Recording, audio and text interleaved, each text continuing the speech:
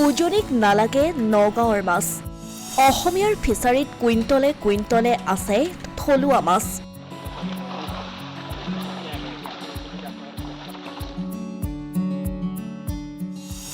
দেৰগাঁৱত সংখ্যালঘু খিলঞ্জীয়াই দেখুৱাইছে আদৰ্শ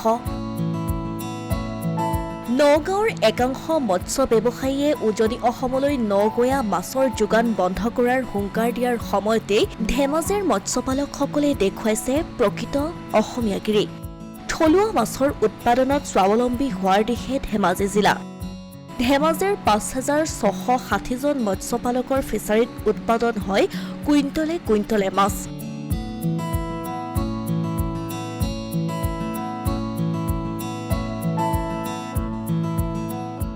নগাঁৱৰ একাংশ মৎস্য ব্যৱসায়ীৰ প্ৰত্যাহ্বানক ধনাত্মক দৃষ্টিৰে লৈ কৰ্মযজ্ঞত জঁপিয়াই পৰিছে ধেমাজিৰ মীনপালক আগন্তুক বছৰসমূহত ধেমাজিৰ থলুৱা মীনপালকে মাথো ধেমাজিয়েই নহয়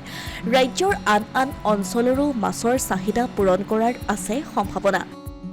সমৃদ্ধিশীল জিলাৰ পৰা বিশেষ এটা গোষ্ঠীয়ে যিধৰণে এটা প্ৰত্যাহ্বান জনাইছে মাছৰ ক্ষেত্ৰত বিশেষকৈ তো সেইটো মই খুব ইতিবাচক দৃষ্টিৰে প্ৰথম কথা গ্ৰহণ কৰিব খুজিছোঁ তো মই ভাবোঁ যে কি আমি প্ৰতি হেক্টৰত 50 পৰা 60 কুইণ্টেল মাছ উৎপাদন কৰিব পাৰোঁ সেয়া আপোনাৰ নিশ্চিত সত্য তো সেই অনুপাতে চালে দেখা যায় যে কি উজনি অসমত প্ৰায় 2 লাখ হেক্টৰ কৃষি মানে মৎস্যভূমি আছে সেই অনুপাতত যদি এটা বৃহৎ অংকৰ হৈ যাব মাছৰ উৎপাদন তেতিয়া আমাৰ উজনি বুলি নহয় উজনিৰ মাছ গৈ গুৱাহাটী পাব গুৱাহাটীৰ পৰা অন্যান্য ৰাজ্যবিলাকলৈ যাব তেনেকুৱা এটা মোৰ বিশ্বাস হয় আৰু এইটো আমি পাৰিম মানে কৰিব আমাৰ বিশ্বাস ইফালে মাছক লৈ চলি থকা বিতৰ্কৰ মাজতে দেৰগাঁৱৰ ব্ৰহ্মপুত্ৰ অঞ্চলৰ চাহাবুদ্দিন আহমেদে দেখুৱাইছে আদৰ্শ বৃহৎ ফিচাৰীত কৰিছে শ কুইণ্টল মৎস্য উৎপাদন হাতে কামে কৰি দেখুৱাইছে কৰ্মমুখী হোৱাৰ এক নিদৰ্শন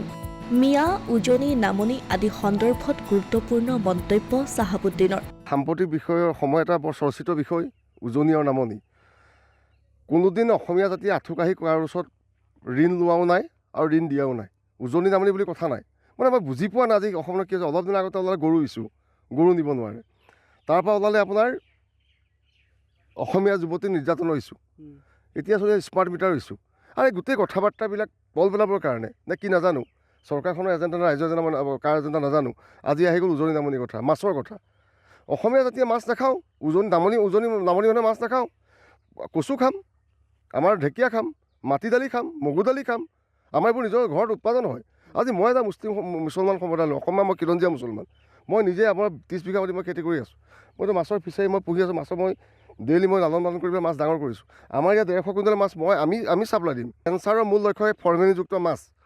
চুগাৰৰ মেইন যুক্ত ফৰ্মেলিনযুক্ত মাছ আজি কোটি কোটি টকা অসম চৰকাৰৰ বিয়াগম মন্ত্ৰীবিলাকে লৈ ফৰ্মেলিনযুক্ত মাছ আজি কোনো পৰীক্ষা নকৰাকৈ উজনি অসমলৈ পঠিয়াই আছে এটা বিধানসভা চলি আছে জাতিগত অসম ৰক্ষা আৰে অসমীয়া জাতিয়ে মোগলৰ বিপক্ষে যুঁজিছিলে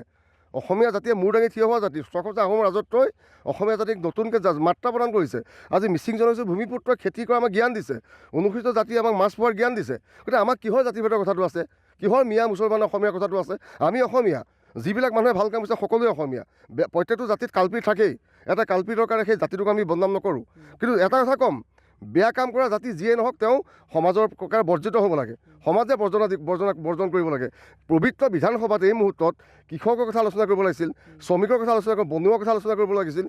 বিনামূলীয়া এই স্মাৰ্ট মিটাৰৰ কথা আলোচনা হ'ব লাগিছিল অসমৰ অখণ্ডতা ভৌগোলিক ৰক্ষাৰ কথা আলোচনা হ'ব লাগিছিল হৈছে কি তাৰ জাতিগত কথা আৰু মুখ্যমন্ত্ৰীৰ কাৰণে যিটো ষ্টেটমেণ্ট এজন সাংবিধানিক পদবী মুৰব্বী থাকি তেখেতৰ যিবিলাক কথা বাৰ্তা এই কথা বাৰ্তাবিলাকে সাম্প্ৰতিক সময়ৰ সাতামপুৰকৈ ঐক্যখনি বান্ধোনত কৰবাত কিন্তু আঘাত আনিব কিন্তু বিয়াঘাত জন্মাব মই আহ্বান জনাম তেখেতে সমাজৰ জনদৰদী মুখ্যমন্ত্ৰী গতিকে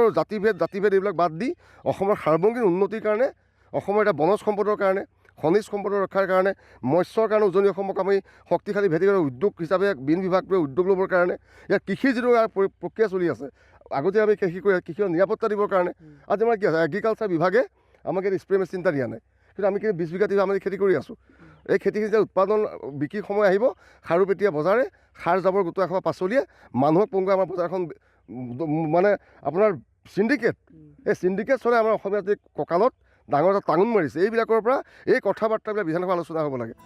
উল্লেখ্য যে শাসক বিৰোধীয়ে বিধানসভাত সাম্প্ৰদায়িক বিষয়ক লৈ সময় নষ্ট কৰাৰ পৰিৱৰ্তে ৰাইজৰ সমস্যাৰ ক্ষেত্ৰত কিদৰে সকাহ দিব পাৰি তাক গুৰুত্ব দিবলৈও আহ্বান জনাইছে চাহাবুদ্দিনে অসমীয়া প্ৰতিদিন